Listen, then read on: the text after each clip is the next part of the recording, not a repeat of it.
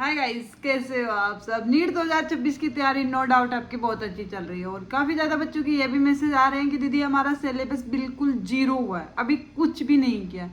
तो गाइस घबराने वाली अभी भी कोई बात नहीं है, क्योंकि राखी तक तो सबका ये रहता है कि चलो ठीक है, स्टार्टिंग में फ्रेशर बच्चे जाते हैं, यहाँ पे थोड़ा बहुत पढ़ते हैं और राखी पे आते हैं। लेकिन राखी के बाद, राखी जो फेस्टिवल है उसकी बात कर रही हूँ, राखी कोई लड़की का नाम नहीं है। उसके बाद कोई भी बच्चा जो तैयारी कर रहा है वो अपनी तैयारी को पीक पे लेके जाना अब कंपलसरी हो गया है। यदि आप पीक पे नहीं लेके गए, सिलेक्शन का सोचिए मत। देखो यार, रियलिटी यही है, क्योंकि अब बच्चे हैं हमारे पास कुल मिला के 7.5-8 महीने। 8 महीने में भी यदि तुम, और क्या पे भी बहुत टाइम है, यह नहीं बोल कि टाइम बहुत ज़्यादा है, टाइम बहुत ज़्यादा भी नहीं है तो टाइम बहुत कम भी नहीं है। टाइम एग्जैक्ट है कि आप अब सिलेक्शन ले सकते हो आराम से, और सिलेक्शन के साथ साथ आप रैंक भी ले सकते हो बहुत अच्छी।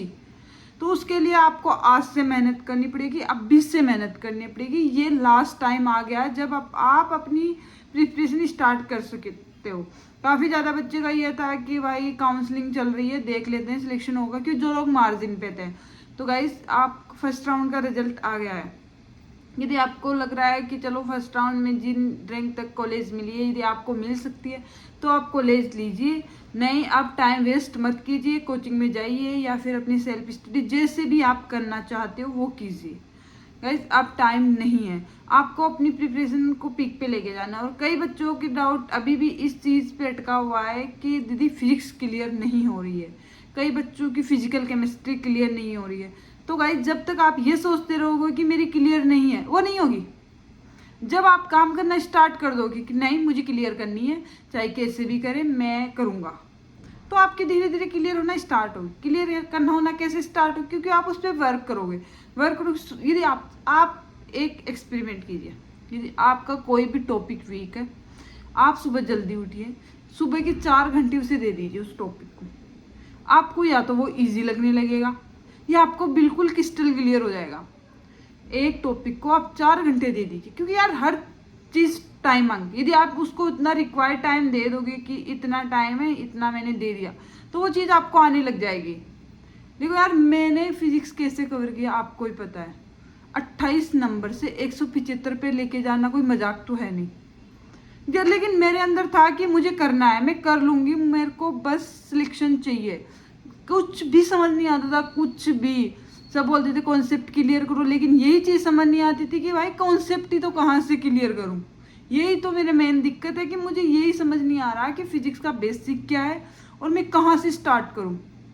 बट मैंने तैयारी की, कोशिश की करने की, कहाँ से कि कैसे क्लियर करूँ, लेकिन मैंने सोचा कि भाड़ में जाए सब, मैं तो जीरो से स्टार्ट कर देती हूँ। कि कोई 11th का बच्चा है, फर्स्ट टाइम आएगा, वो क्या पढ़ेगा, वेक्टर, 1D 2D NLM वगैरह, ठीक है। मैंने वो अच्छे से किए। जब तक मेरे को ये टॉपिक नहीं आए तब तक मैंने कोई दूसरा टॉपिक उठाया नहीं। फिर ये टॉपिक मेरे को अच्छे से आ गए, उसके बाद मैं टॉपिक पढ़ती गई और पीछे का रिवाइज करती रही। ऐसे नहीं है कि आप बस टॉपिक पढ़ते जा रहे हो, रिवाइज नहीं कर रहे हो। यदि रिवाइज नहीं कर रहे हो तो कोई मतलब नहीं है। रिविज़न मस्ट है, रिविज़न रिविज़न रिविज़न, रिविज़न के अलावा कुछ नहीं हो सकता है। तो गाइस, इस चीज़ का पूरा ध्यान रखना है कि जो भी आपका टॉपिक क्लियर हो रहा है उसके तुरंत बाद मतलब आपको रिवीजन उसका स्टार्ट कर देना है। रिवीजन कैसे करना है ये मैंने आपको पहले भी बताया है कि आपको शॉर्ट नोट्स बना लेने हैं। शॉर्ट नोट्स कई बच्चे बोल रहे हैं कि दीदी कैसे बनाएं, तो गाइस सिंपल है। फिजिक्स का तो ऐसा कि आप फॉर्मूले लिख लो ओनली, फॉर्मूले से आपको पता चल जाएगा उसका पूरा कॉन्सेप्ट, क्योंकि आप उस टॉपिक को अच्छे से जब क्लियर करोगे आपको समझ आ जाएगा कि इस फॉर्मूले से कौन कौन से किस किस टाइप के क्वेश्चन सोल्व होते हैं। और धीरे धीरे जब फॉर्मूले याद होने लग जाएंगे आपको, फॉर्मूले देखो एक दिन में किसी को याद नहीं होते, आपको लिख लिख के याद करना पड़ेगा, बार बार लिखना पड़ेगा। आप सोचो कि आप पढ़ो और आपको याद नहीं होगा, बिल्कुल भी नहीं हो सकता यार। और कई बच्चे बोलते हैं कि यार मैं वीक हूँ, मेरे को याद नहीं होता। कोई बात नहीं, याद नहीं होता, थोड़ा धीरे याद कर लो।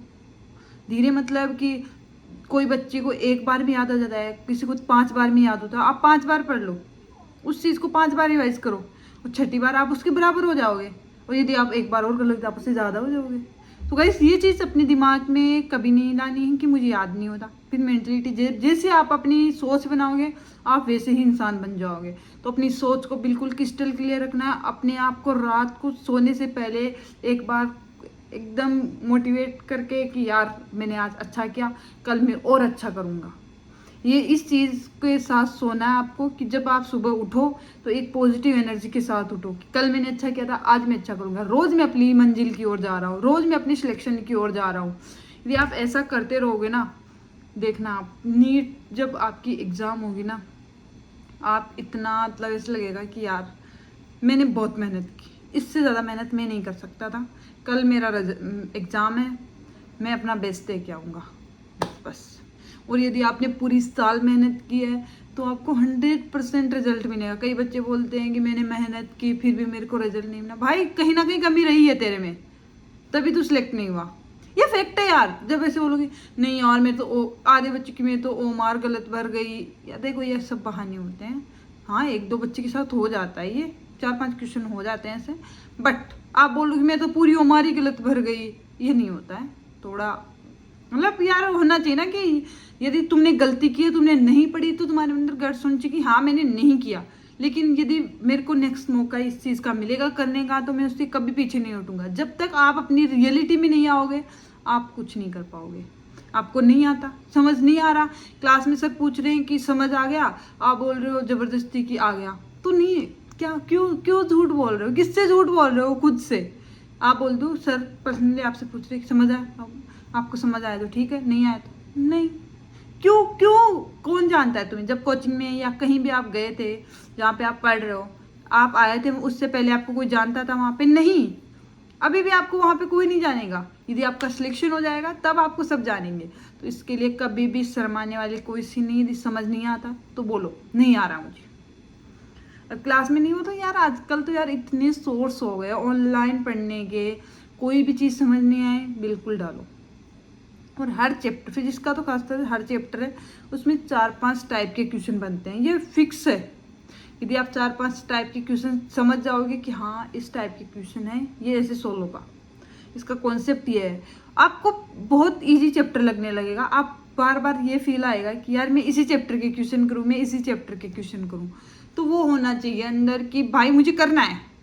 कैसे करना है ये मैं आपको बता ही रही हूँ, बिल्कुल ईजी है। फिजिक्स में तो खास तौर से एरएलएस बुक सोल्व करो एंड लेक्चर लो, नोट्स बनाओ, एरएलएस सोल्व करो बस। ज़्यादा स्टडी मटेरियल यूज़ मत करो गाइस, मत करो। कोई बोल रहा है एससी वर्मा, यार लिटरली मैंने खुद एससी वर्मा खरीदी थी। कोई नीट का बच्चा है जिसके फिजिक्स में मार्क्स नहीं आते, आप उसको जिस बुक के लिए बोलोगे ना उस बुक को सोल्व करने से नंबर आएंगे, वो खरीद लाएगा। भाई मैंने खुद एससी वर्मा खरीदी, जब मैंने उसके क्वेश्चन किए बाद में समझ आया कि 10 लिटरली उसमें फालतू पैसे ख़राब किए थे मैंने। 10 क्वेश्चन खिंचा के किए होंगे मैंने, उससे ज़्यादा मैंने उससे नहीं किए, क्योंकि यार देखो हमारे लेवल के नहीं है, वो क्यों करना, उनको टाइम वेस्ट नहीं करना है, फालतू में 50 जगह मुंह नहीं मारना है। अभी भी बता रही हूँ, फिक्स स्टडी मटेरियल है, आप उसको पढ़िए, सिलेक्शन श्योर है। फिजिक्स केमिस्ट्री मतलब बायो और केमिस्ट्री में आपको ओनली मॉड्यूल्स करने हैं। मॉड्यूल्स नहीं है तो आप कोई फिंगर टिप्स जो बुक्स आती है, मुझे उनका कोई पर्सनली एक्सपीरियंस नहीं है, बट जैसे बुक आती है एमटीजी वगैरह, उनमें से कुछ ले लो आप। यदि आप मॉड्यूल आपके पास नहीं है, आप नहीं ले सकते तो, लेकिन आपके पास मॉड्यूल है तो आप मॉड्यूल को प्रेफरेंस कीजिए एंड पढ़ाई कीजिए। और रिविज़न टाइम टू टाइम आपका ऐसे होना चाहिए कि आपको आधा घंटा तो मतलब फॉर्मूले वगैरह जो भी आपने जो शॉर्ट नोट्स बनाए हैं उसको रिवाइज करो, कुछ भी हो जाए उसको रिवाइज करो। यदि आप पूरे दिन में कुछ नहीं पढ़ रहे हो गई कोई भी दिक्कत, तो पर रिवीजन मस्ट है। रोज रिवीजन करोगे आपके सारे चीज़ें क्लियर होती चली जाएगी, लिटरली क्लियर एकदम। ऐसा लगेगा कि वाह यार मुझे ये भी आता है, ये भी आता है, ये भी आता है। जब आपको 4-5 चीज़ें आने लग जाएगी ना, आपका कॉन्फिडेंस बढ़ जाएगा, आपको नेक्स्ट चीज़ आने में ज़्यादा जोर नहीं आएगा। गाइस पढ़ते रहिए, और कोई भी डाउट आए तो आपकी दीदी तो है, आप मेरे को कमेंट कीजिए। और आप अभी भी देख सकते हो मतलब 1000 बच्चों के कमेंट्स आते हैं, मैं 1000 बच्चों के कहीं ना कहीं हर जगह उसके रिप्लाई देती हूँ। क्योंकि यार देखो जो चीज़ मैंने फेस की है, मैं नहीं चाहती कि आप वो चीज़ फेस करो। और मैं इतना बिल्कुल रो लेवल पे आपको बताती हूँ, बिल्कुल जीरो से, कि मैंने कैसे क्लियर किया था, आप कैसे क्लियर कर सकते हो। यार बहुत ईजी है, लिटरली बहुत ईजी है, बस करने की इच्छा होनी चाहिए कि हाँ मैं करूँगा, मुझे करना है। कोई बच्चे सुबह जल्दी उठते हैं तो उनका है कि भाई टाइम पे सो। और देखो यार नीट वाले बच्चों के लिए सबसे ज़्यादा दिक्कत होती है अपना शेड्यूल मेंटेन करके रखना, अपना टाइम टेबल। तो यार आप सुबह जल्दी उठते हो ना, तो उसके लिए आपको जरूरी हो कि आपको जो पिछली रात है, मतलब अभी कल आपको जल्दी उठना है, तो आपको आज जल्दी सोना पड़ेगा। तो पहले सो जाओ टाइम पे। एक यार देखो, ये एक दिन का तो है नहीं सीन कि एक दिन पढ़ के पूरी रात पढ़ के आप कोई MBBS का या फिर BSc वगैरह का एग्जाम तो है नहीं कि एक दिन पढ़ के आप एग्जाम दे के आ रहे हो। नहीं, कि आपको पूरी साल करना है। अभी तो 8 महीने ही बचे हैं। अब तो आप बस इतने टाइम में आप अपने कैसे सिलेबस को कवर करोगे उतना इतना फिक्स करो ना कि इस टाइम पे सोना है, इस टाइम पे उठना है, इस टाइम पे ये चीज़ पढ़नी है। यदि आपको कल पढ़ना है, कल क्या पढ़ना है, कल कैसी क्लास वगैरह में जाना है, किस टाइम पे क्लास है, कौन सा टॉपिक आपको क्लास में होगा, तो आप आज उसका टाइम टेबल बना के सोइए कि कल मुझे ये करना है। जब आप सुबह उठो तो आपके पास टारगेट हो कि आज के दिन में ये करना है। आप 7 दिन ये करके देख लीजिए, आपका खुद का मन करेगा कि यस मैं यही करूं। रोज़ अपना टाइम टेबल बना के सोऊं कि मुझे कल क्या करना है।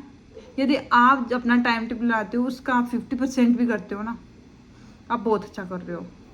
क्योंकि अपना टाइम टेबल हम बनाते हैं कि 16 घंटे 17 घंटे हम मिनिमम पढ़ पाएंगे, नहीं हो पता वो सब। पर इतना टाइम टेबल बनाते हो 17-18 घंटे, एटलीस्ट आप 7-8 घंटे तो पढ़ रहे हो। 7-8 घंटे इनफ है एक अच्छी सिलेक्शन के लिए। तो बस पढ़ते रहिए यार, बिल्कुल भी टेंशन और कोई भी डाउट आए किसी भी चीज़ से रिलेटेड, दीदी है ना, तो डायरेक्ट मैसेज कीजिए, कमेंट कीजिए, मतलब कमेंट कीजिए आप, और बताइए कि आपको किस चीज़ से रिलेटेड दिक्कत आ रही है। आप मैं उस चीज़ से रिलेटेड आपके लिए वीडियो बनाऊंगी, आपके बिल्कुल क्रिस्टल क्लियर कॉन्सेप्ट करूंगी। कोई भी डाउट आए कमेंट कीजिए। Bye bye.